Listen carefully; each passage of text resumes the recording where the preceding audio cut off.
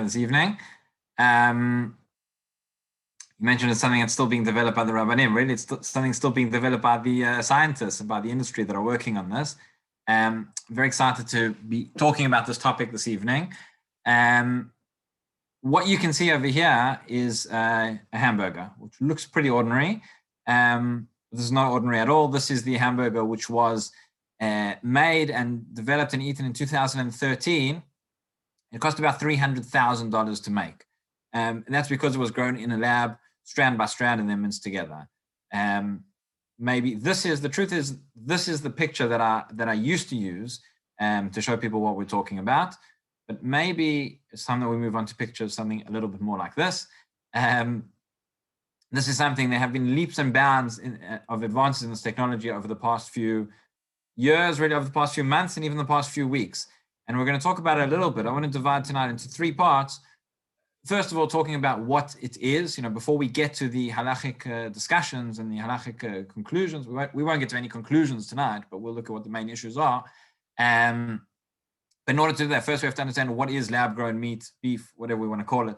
First of all, what is it? Second of all, to speak briefly about why on earth we need it, and then talk about what halacha has to say about it.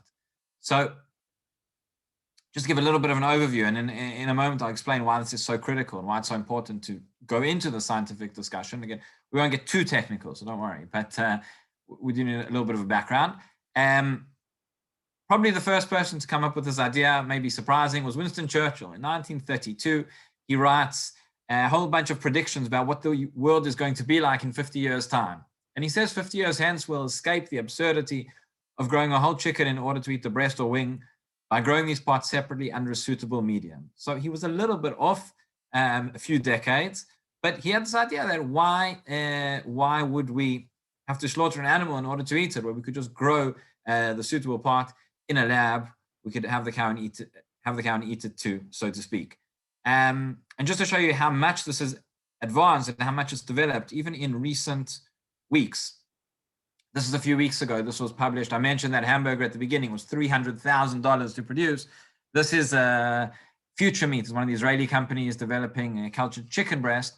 A few weeks ago announced that they'd gotten their price down to $7.50 per serving. Still quite expensive, but a lot cheaper than what we were dealing with just a few years ago. Another example, this is earlier, just a few months ago, Aleph Farms, which is another Israeli company. We'll talk more about them soon. They invited the Prime Minister, Netanyahu, who became the world's first head of state to actually taste cultivated meat. And there's a video, it's available, you can watch it on the internet. There was another one. This was, until this week, was probably the big news in this whole industry. The world's first approval of cultivated meat sales. Again, these look like ordinary chicken nuggets, but they were completely grown in a lab. This was on the 1st of December, 2020. So very recently, this was done in Singapore. One of the companies actually sold this meat in a restaurant in Singapore. This was meat which was, as I said, grown in a lab.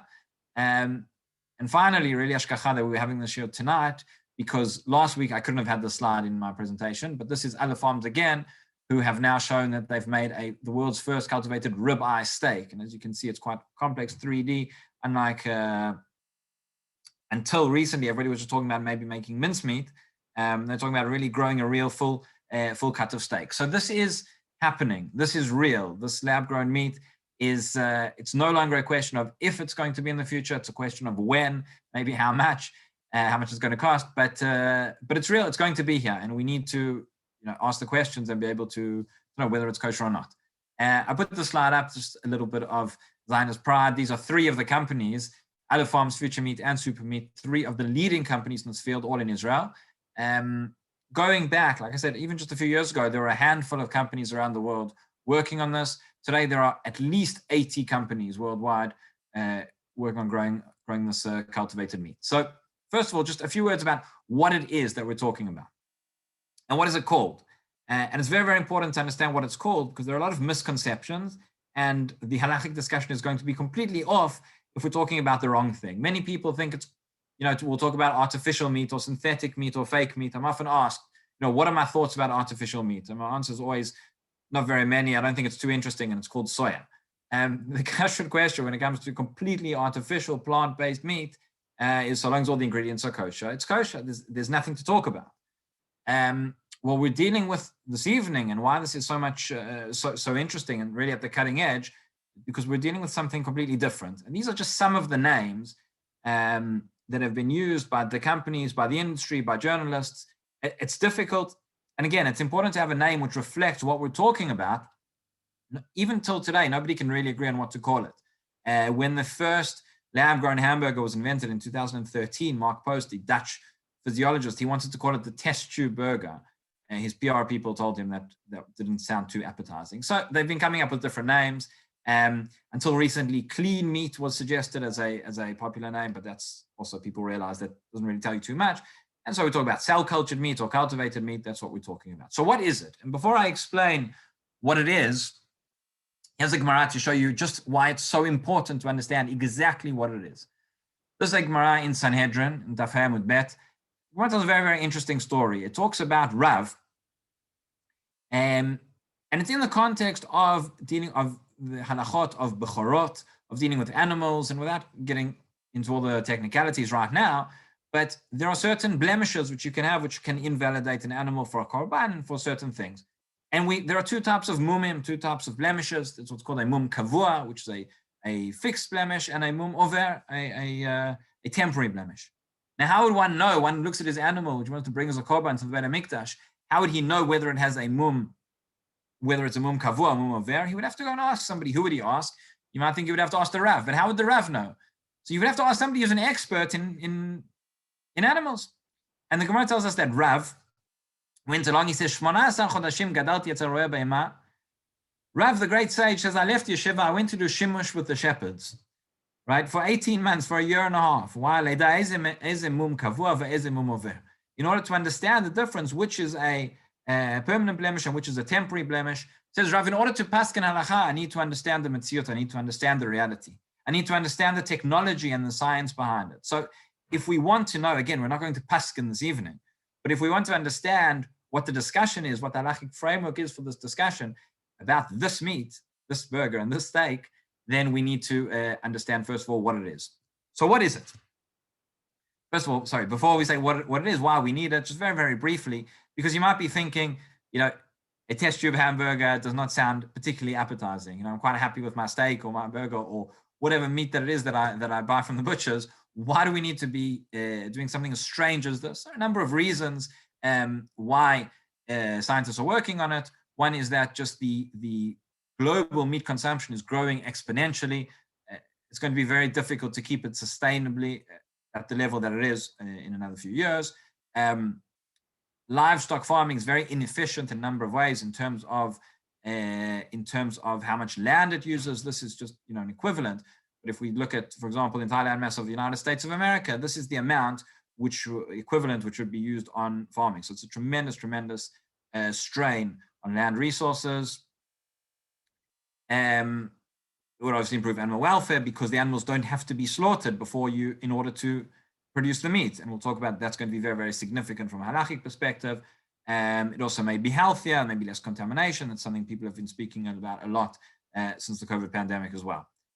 So how it's made, a very brief overview. And again, this is the diagram which was produced by Mark Post. Again, that first hamburger that we had a look at, which was produced in 2013, which cost $300,000. At the time when it was made, there was very little peer-reviewed literature explaining to us exactly how this is done. And that's going to be a problem as well, because in order to understand the kashrut, in order to understand the discussions, we need to know what are the processes, what's being done. I'll say that it's likely, more than likely probable, that different companies using different production methods will come to different conclusions. There might be that one company's cultured meat may be kosher, may be meaty, and other ones may not be, and other ones may be powerful, depending on how they do and depending on different nuances. So this is the most well-known method, and a lot of the early literature discussing what the halachic discussions are was based solely on this method. And that's going to be significant because we'll see when it changes a little bit, some of those things may not be true any longer. So this is how it was done. Over here you have a cow. A biopsy is done. A small a cell sample is taken from the cow's muscle, the cow's alive. It doesn't even know that anything's been done to it. It remains alive throughout this entire process. And what happens is stem cells are taken. Now, in this particular example, these are muscle stem cells. Here you have muscle cells and fat cells. The muscle cells are removed. But there are two types of stem cells. You get embryonic stem cells, which are before the cells have differentiated and could, in theory, turn into any type of cell in the body. That's not what we're dealing with over here. It may be possible to produce this meat from embryonic stem cells, but what's being done over here is muscle stem cells. And what that means is that these cells can turn into any type of cells which are in the muscle tissue. They can't turn into any other type of cell. And why this is significant is because another word for muscle in this context is meat. These cells begin as meat, but they're a certain type of stem cell, which means they have the ability to proliferate, to multiply almost indefinitely. And so what happens is these cells are taken, again, they are microscopic when they're first extracted. They're placed in a medium, in some sort of a liquid which is called a growth medium, which has all the nutrients that the cells need to grow. Ordinarily, inside the body of the animal or the human being, if we're talking about cells, they'll get their nutrients through blood vessels. But over here, they've been removed. So placed in this medium, which has all the nutrients they need to grow. The way cells grow is that they divide and then multiply. 1 becomes 2, 2 becomes 4, 4 becomes 8, etc. And they are spreading apart until we have millions and billions of cells. You can see here in the middle on the right-hand side. What then happens is that the growth medium is switched, because once there are enough cells, what the scientists want is not for the cells to continue splitting, but actually for them to start joining together and start forming a muscle fiber. And that's what happens. They join together, they start to form what's called a myotube. Over here is a primitive muscle fiber. They are put around, in this instance, it's a ring of collagen gel, I believe, but different companies using different ways that they do this, different forms of scaffold, which is essentially a material which the cells can grow on. Over here, they stretch, they begin to expand and contract, and eventually, this is the result. What was done in this instance is that this is a very, very thin muscle fiber. You see this ring over here, they would cut it in the middle and take it off, and they have a very thin strand. They took hundreds and thousands of these, minced them all together, added a bit of salt and pepper, some coloring, and they called it a hamburger. $300,000 later. That was the way that it was done. Needless to say, since then, the production methods have improved somewhat, but they're still working on how to get it more scalable onto an industry level. This is another example. This is from Aleph Farms, but just to show you how long this entire process takes, we are not talking about very, very long. We're talking about from the time the cells are taken until you have your steak, something like 3 weeks. Aleph Farms does it slightly differently in that they take different types of cells, they grow them together in a 3D formation, and then they get the piece of ribeye steak that we saw at the beginning.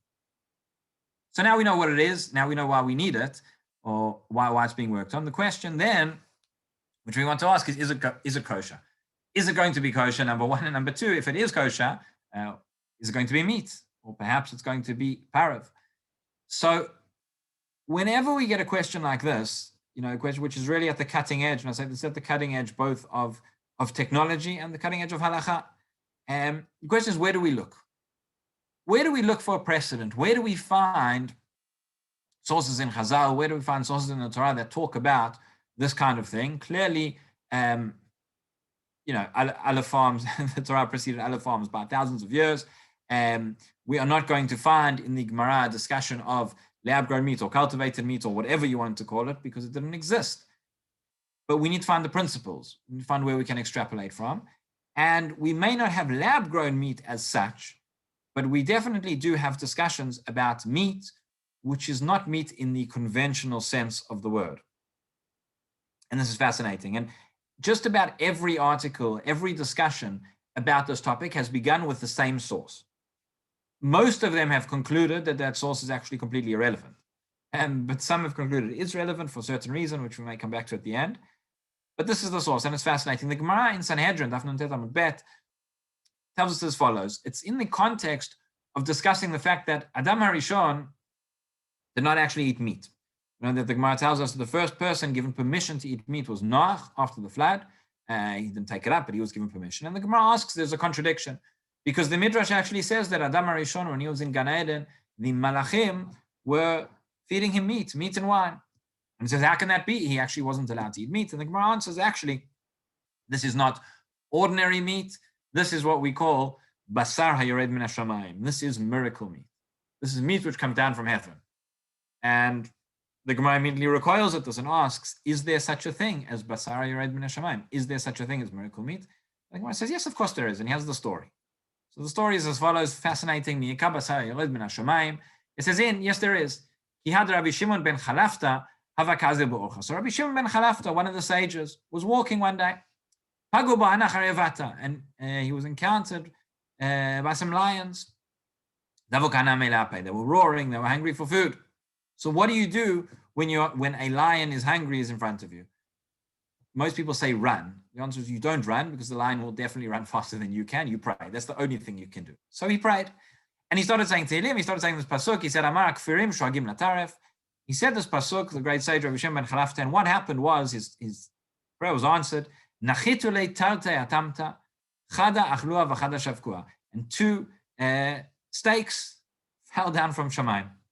One of them was eaten and one was left behind. Evidently, the lions were not as hungry as he thought. They just ate one of the steak and then they left him. He was safe. So what did he do? Rabbi Shimon ben Chalafta said, okay, the story doesn't end here. He took one of these steaks and he brought it to the Beit Midrash. And he came in and he said, is this kosher or not? He came in and he said, this tremendous story has happened to me. The steak just fell from heaven. What do you think? Is it kosher or is it not kosher? And the answer that they gave him was, they said there can't be something non-kosher, something impure that comes down from heaven, right? You think you have good hechsherim here, London Beit in Manchester Beit in Kadassia, eat your heart out, right? The Beit in Shalmana is the best hechsher there is, and that's what they said to him, and this was kosher. So what can we learn from this Gemara? What has this got to do with our case? Well, the answer is probably not very much. But why do people bring it? Why is this even a discussion? Because what we see here is that there was meat, which was not grown in the conventional way. After all, that's what we're talking about. We're talking about meat being grown in a non-conventional way. In our case, in a lab. Over there, it came from heaven. But the point is, it did not begin in an animal that was slaughtered. And there was no animal, there was no slaughter, and yet it was still kosher. So there are those who wanted to say, well, from here you see that anything that is not grown in the ordinary way, it must be kosher. It doesn't need shchita. The Gemara actually has a few different examples of this. It talks about an animal which was created by a form of magic, using Sefer Yetzirah, a form of Kabbalah, and it says over there that as well would be kosher. So one of the first articles, probably the first article to discuss this lab-grown meat back in 2013, written by somebody by the name of Tzvi Reisman, who is a very wealthy philanthropist in Los Angeles. He's also a tremendous Talmid Chacham and a prolific author. And he writes on a lot of these cutting-edge topics. And he wrote this article. Again, he's not a posek. He does not see himself as a posek. And he did not intend this as a psak halacha, but he intended this as a way, to arouse the discussion. And he wrote that stem cell meat created in a lab is not miraculous. Right? We're talking about science. We're not talking about miracles. However, it is certainly not meat produced in the conventional way, as we've said. He says it's a new reality of creation which came about through human intervention and should be compared to meat through Sefer Yetzirah. And this will therefore be another reason to permit consumption of cloned meat. Now, as I've said, it's hard to talk about this really as a new reality, as something magical, because at the end of the day, the only reason that this works scientifically is that in the lab, the process which would normally have taken place inside the animal's body is simply being mimicked. It's being reworked there. Scientists are doing everything they can to copy the natural process, and then the cells really do most of the work themselves. So although it's not the conventional way that we have, nonetheless, it grows really the same way that it would inside the animal. And it's hard to say that this is something supernatural. Another question we could ask is if we fast forward possibly 20 years, 30 years, 50 years to the future, this may well be the conventional way of growing meat, and what will we say then? So it seems that in order to have this discussion, we need to go back to first principles. And there are two questions, really, two things we have to look at in terms of how this meat is produced. First of all, the source, right? The source cells, a number of questions we'll look at. And then secondly, even if those are kosher or not kosher in and of themselves, it may be that the process, and this is not unique in the food industry, but it may be that the process of production, manufacturing, will change the status of the object. So let's look at those one by one. First of all, the source. How do we look at the source cells? And this is critical. You remember that what I showed you before, in this particular example, we were talking about where the cells, we said we're talking about stem cells, which come from muscles, which come from muscle tissue. And that's significant because muscle tissue is meat. So they start off as meat. We'll see a bit later on what happens if we start off with cells which have not yet developed into meat. They might be embryonic stem cells. They might be, there's a company in America that is claiming that they are producing cultured chicken breast from the cells at the tip of a feather. Feather is not meat either, so that may be different. But if we start off with these cells, which start off as meat, how do we view the cells halachically?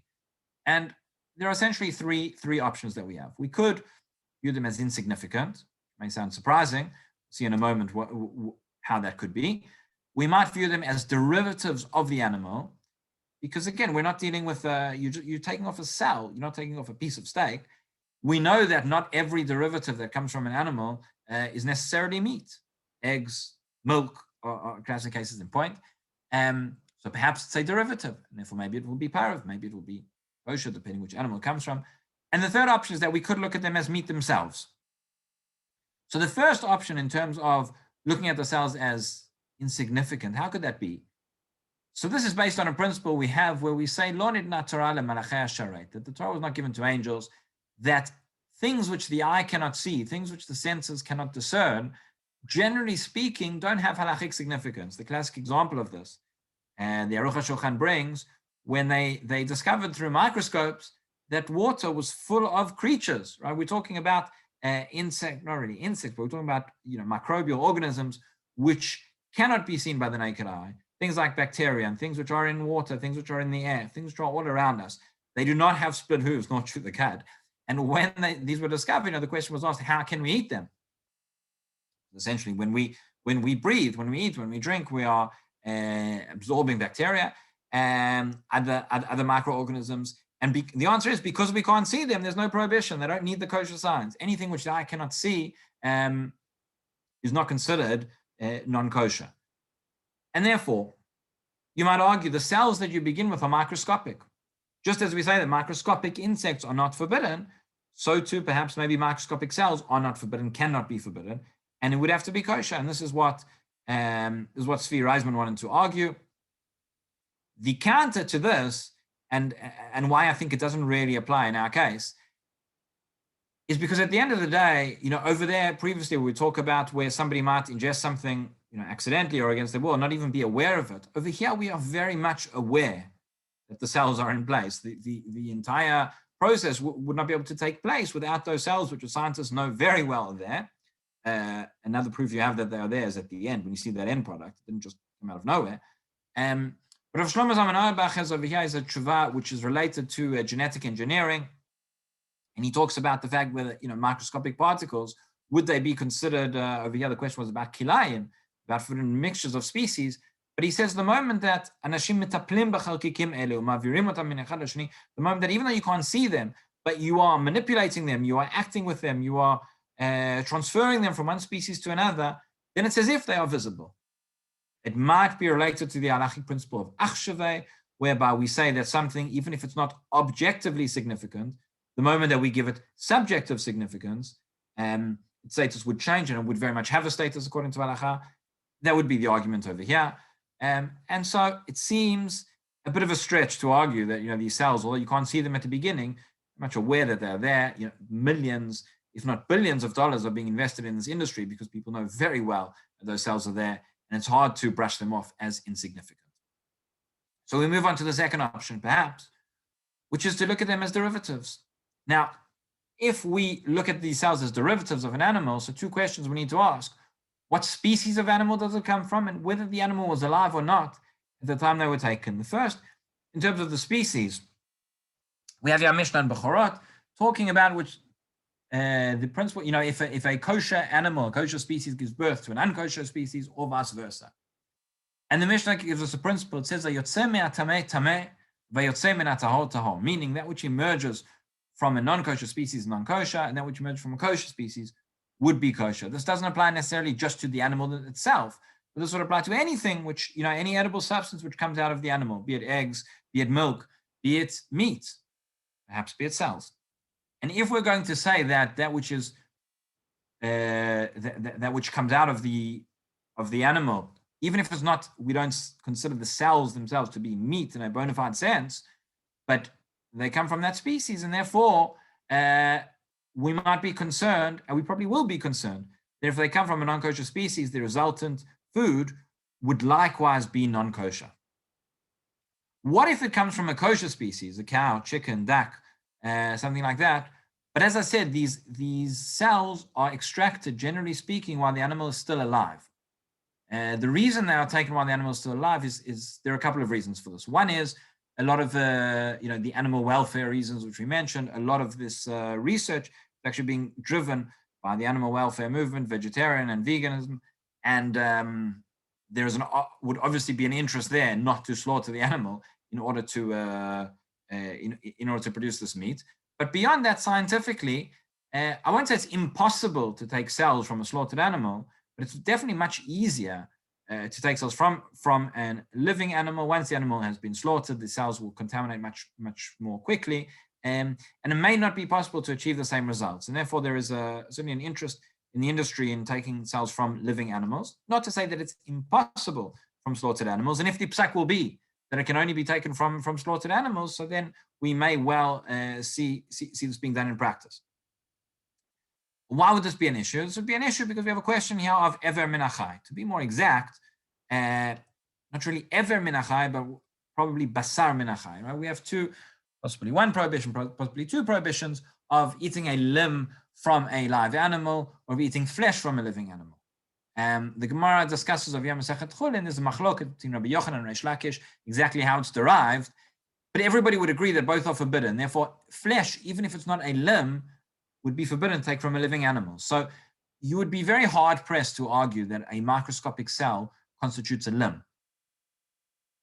However, if we are taking from the muscle tissue, we're taking from the meat, we are taking from the flesh, then yes, it's possible that even a microscopic cell would constitute particularly as it's being grown into meat, it's continuing that process, would be considered as meat from a living animal. It may well be that if we're talking about other sources, things which are not flesh, things like feathers, things like an embryonic stem cell, which is not developed into meat yet, so then there certainly may be a lot more room to discuss taking it from a living animal. Nonetheless, the previous argument about from a kosher or non-kosher species would probably still apply. Another point here is that in terms of basar min achai or ever min achai, the Rambam points out that it's only somebody who eats a kazayit would receive lashes. And some wanted to argue that here we're dealing with far less than a kazayit. As I said, it's microscopic. But the Beit Yosef and others point out that less than a kazayit, this is in terms of the punishment from the Torah, not in terms of the prohibition. The prohibition will exist on any size due to the principle of chatzi shum in Torah and other reasons as well. So, as I said before, you could have a non-meaty cell source. One of the ways that this is done, we've been speaking until now about muscle cells, and ultimately, whatever cells they're taking, they want them to develop back into muscle cells and produce meat. But it's possible that you could tell there is a technology which exists nowadays where you could take a different type of cell and reprogram it and make it go back in time to when it was a stem cell. And then it could be, different genetic markers could cause it to develop into a muscle cell as well. And this is going to be significant in terms of the next part of the discussion also regarding the process, whether it undergoes a change or not. Everything we've discussed until now, if we're talking with muscle cells, which are meat, the process which they're undergoing in the lab is not inherently different to the process of growth of meat, of muscles in the animal. And therefore, it would be hard to say that we've got a new substance. Whereas we're dealing with something which was never meat to begin with, and it goes back and it's reprogrammed, that argument may have greater weight as well. So far that's in terms of the source cells. And as I said, it's going to be critical to understand exactly what is going on and what's being done. I'll mention that the dialogue, the discussion between the companies and the kashrut authorities has begun. We could get back to that a little bit more at the end. I've had the privilege of being involved in some of these discussions as well, through Aleph Farms, through Rav Asher Weiss and other poskim as well. But in order for there to be a psak on this, one needs to have a full understanding of the process, what we've discussed so far. We need to know where the cells are coming from. We don't know necessarily where all the companies are getting their cells from. So it's going to be a difference. What type of cell? It's going to be a difference. What species of animal? It's going to be a difference whether the animal was alive or not.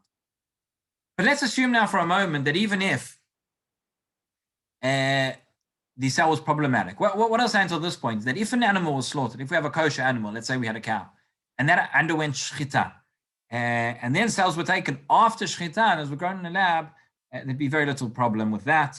And you would have an almost wall-to-wall consensus that the product would be kosher. The question is, if the animal was still alive when the cells were taken, if the animal was perhaps a non-kosher species, what would happen then? But let's assume that we go with that approach that would be problematic. Problematic because of reasons of Ever Menachai, problematic because of reasons of Yotzei Me'atameh. There might be an argument to say that it's not just dependent on the cells you start off with, but it's also dependent on the process that takes place.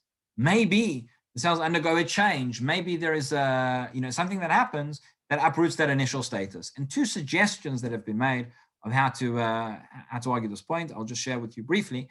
The first one, what we've alluded to already, was this idea of panim chadashot ba'olakan. This is from a tshuva of Rav Ovadia Yosef talking about gelatin. That is an issue in and of itself. That is a whole shir by itself, the question of gelatin, and that remains controversial to this day. But one of the arguments for permitting gelatin, those who are lenient, was that what is done is that there is a chemical change in the materials, and a new substance emerges, not from, although we start off with bones and skin and things which are non-kosher, they undergo a complete chemical change. At the end of the day, a new substance has emerged, what we call panim chadashot, and then it's something completely different, and maybe that would be a reason to permit. There are those who wanted to argue that regarding the cells in cultured meat, and as I explained before, I think that if we take the cells from muscle tissue, then this argument does not even begin, because there is no change that it's really undergone. If it is a different type of cell which is reprogrammed, then there might be more credence to this argument as well. Another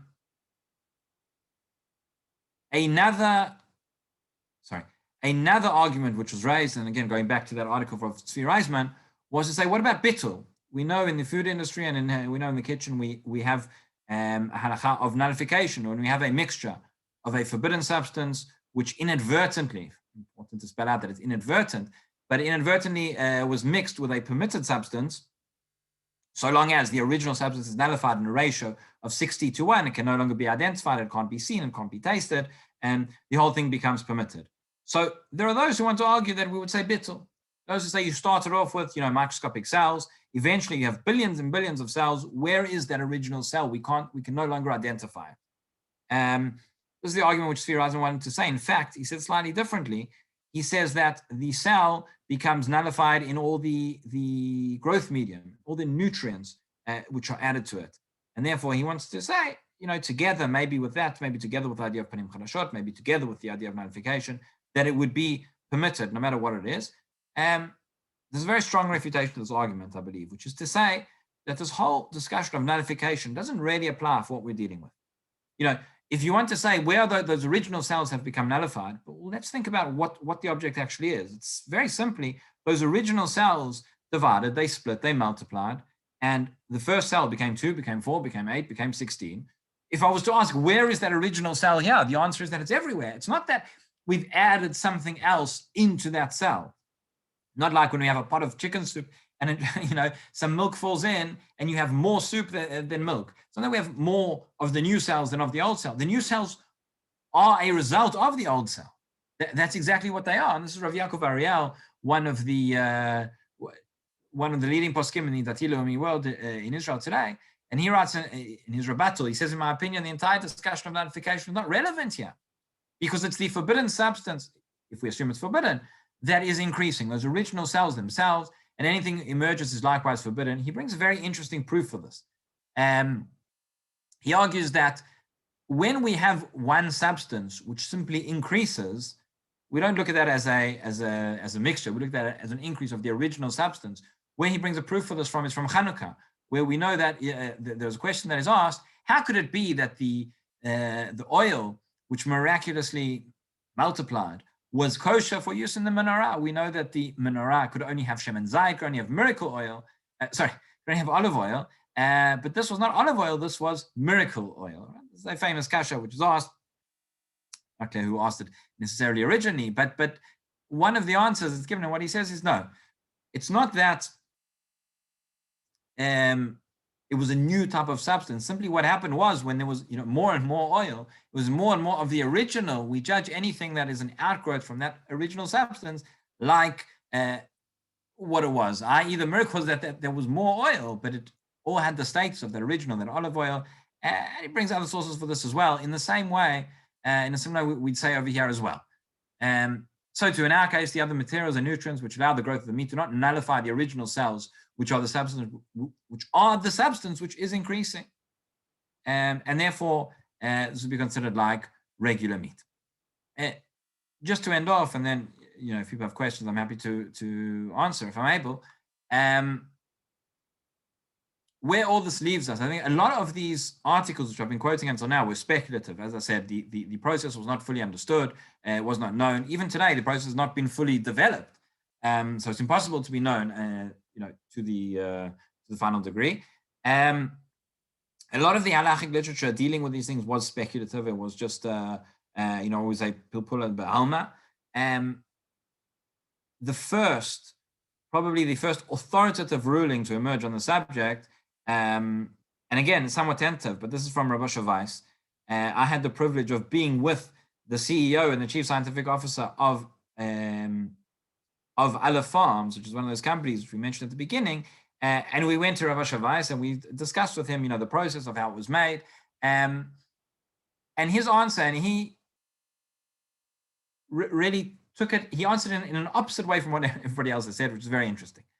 Most of those who've discussed this question have first looked at the question of, is this going to be kosher or not? And then looked at the question of, do we define it as meat or not? What Rav Asher said was he looked at it in the complete opposite way. He said, first of all, it's axiomatic to me that this is considered meat. This can never, ever be considered parah. Why? We go back to that original source that I shared, that story of unconventional meat, which may be irrelevant in terms of the question of whether it needs shchita or not. But Rav Asher said like this, right? You remember the story, this meat which fell from heaven. They brought it into the Beit Midrash. They asked the question, is it kosher? Is it not kosher? The answer was kosher. He says, you look at this, and there are other similar Gemaras, not talking about meat, talking about wheat, talking about other miraculous substances. He says, what is the question that everybody asked? They asked the question, is it kosher or not? There's one question that nobody asked. There's one question nobody even had to have a minute to ask, which was, is it meat? Because of course it's meat. But you'll say, but this isn't the way that meat grows. Meat grows from animals like this. He says, no, this is meat, this is the meat substance. We aren't interested in how it grew in order to define as meat or not. We're interested in what it is. And he says, when you look at this again, this is not fake meat that I spoke about at the beginning. This is not artificial meat. This is not soya. If you take that lab-grown steak or hamburger or whatever it is, you look at it under a microscope, it'll be identical to meat in the conventional sense. And therefore, he says, it looks like meat, it tastes like meat, but more importantly than that, it has the same molecular structure. It is meat, therefore it's meaty. Sometimes people ask, are we going to have questions? You have marit ayin or things like that. It says, we don't need to get into marit ayin. This is going to be meat.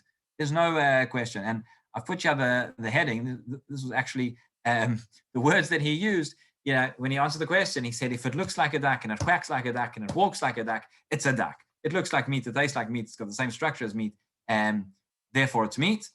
Going back to the other questions, what if it comes from a non-kosher animal? What if it hasn't been slaughtered? So all those, I can say that he didn't really want to go so much into the discussion, at least initially. That's why, this is still what he did say, and this is written, and the tshuva has been printed. If anybody likes, I can send it to you afterwards. He said that certainly, if it's a kosher species and the animal has been slaughtered, undergone kosher shchita, then that would be kosher. If one or more of those conditions do not exist, then we at least enter a safek, and then he wasn't willing to rule leniently on that. But again, as I say, moving forward, seeing where this goes, if the technology pursues in such a way, and these questions are still under discussion. So basically, where all this leaves us, I think it's important to point out that the established psak on this does not yet exist. And the reason for that is that A, the process is still under development. That which has been developed is not fully transparent yet, and maybe never will be, at least not to the public. Certain elements will be, but certain elements may not, and certain elements have not yet been developed. So therefore, we do not have a final ruling on this. I'll say that it's likely that whatever happens, it will be considered meat. And the most important question probably is going to be the source of the cells. And there's going to be a full understanding in order to paskin. In the meantime, here's a picture for you all to look at. This is what's coming soon to a plate near you.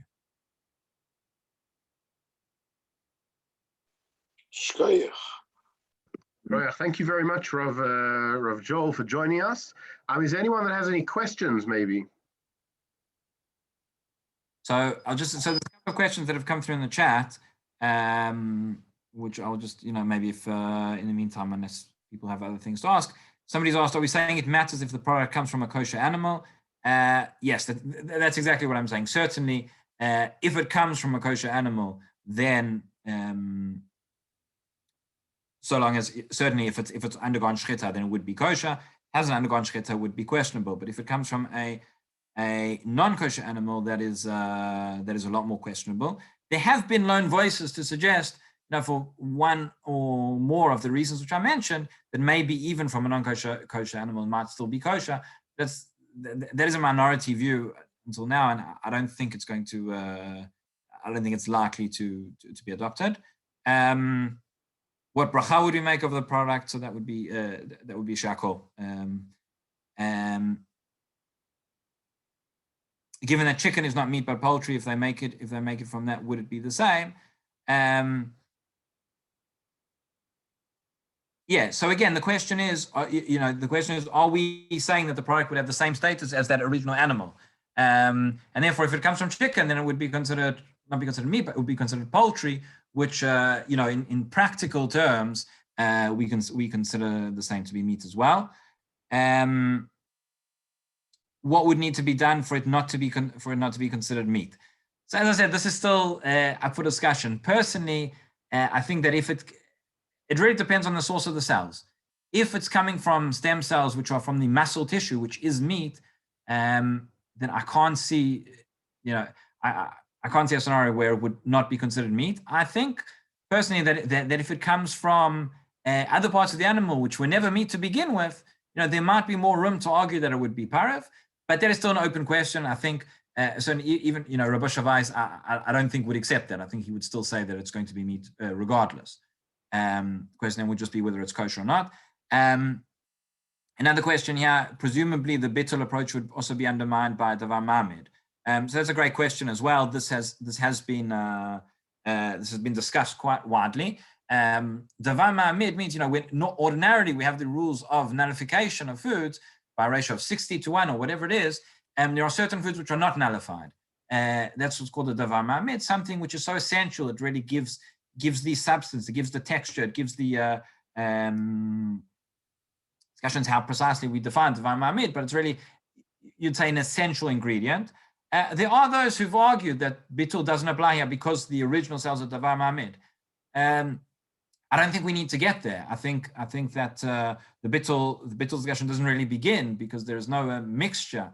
It's not that we're taking two substances together, rather it's an outgrowth of one substance. So therefore, the bittul approach, to my mind, doesn't seem relevant. But if it was relevant, yeah, davar ma'amid ein achinami would certainly be a concern and be an argument. Another question: can the same technical process be used for fish or other food? Yes, very much. I mentioned at the beginning that there are at least 80 companies around the world working on cultivated products. Anything you can imagine, and probably more than that. Cows, chicken, ducks. There's a company in Australia working on kangaroos, working on turtles. There are companies making cultivated pet food. There are companies making cultivated seafood, fish. There's one of the companies called Finless Foods, I think it is. So yeah, in theory, this can be done on a wide range of animals. A lot of these companies just may be looking for a niche in the market, and that's why they're doing it. But then again, the same questions would apply. But fish is an interesting one because fish, originally Rav Yaakov Ariel, when he wrote about 2015, he said you would have issues here of a non-kosher animal. You would have issues of Ever Menachai. he suggested that it should be done with fish and not with meat, because fish don't require slaughter. So there would be no problem if taking from a kosher species of fish, taking those cells and making it, that would be kosher. Because there are many, many species of non-kosher fish and non-kosher seafood. So a lot of the companies doing that are working on those, and that would have the same problems. But in theory, like from a kosher species of fish would be fine. Interesting historical fact as well, where this one of the first experiments into this field was done in 2002.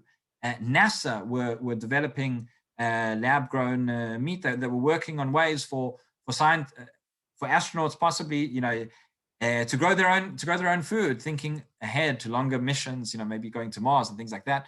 Other Farms has actually grown a piece of steak in the International Space Station. But going back in 2002, there was a project where they replicated goldfish tissues. You can guess or not why that project was discontinued, but yeah, it can be. Okay, thank you very much for joining us, Rabbi Kenigsberg, for a very, very interesting presentation. Can I ask you a quick question, please? Yeah, one last question, yes. Okay, thank you. If you took a cell from an egg or from milk, and then from the egg, and you managed to create from that cell a chicken. Now the egg is parov, so would the chicken produced from a cell from an egg become parov? And also, say from the milk, if you took a cell from the milk and made it into a piece of meat, if that's possible, would that be a milchic steak? Yeah, so I think we're still a little bit of a way off from that in terms of where the technology is. At the end of the day, if a full-grown animal is developed, then an animal is an animal, and then it's going to be looked at in that way. But yeah, if it just we stop at the point where we were just growing tissue, so then again we would look at where what the cell started off as and where it's coming from. Okay, thank you very much for taking the time to come up from London to talk to us. I know your wife, although she's from Manchester, is still far away, but thank you very much for joining us. It was very, very interesting, and hopefully we can have you here again, hopefully in person sometime soon. Bezrat Hashem. And to everyone else, thank you for joining us as well. Remember, the Baby Josh Kila Tea happens every single night of the week, Monday, Tuesday, Wednesday, Thursday, Monday and Tuesday for women, and Wednesday and Thursday is the men's shiurim. If you want more details, please be in touch. And I wish everyone a Shabbat Shalom u'mevarach. Well done, Joel. Yes. Shabbat Shalom, thank you. Shabbat Shalom. Thank you. Thanks for And having all me. of Sarah, please. Yeah, excellent. Thank you. Thank you so much. Joel.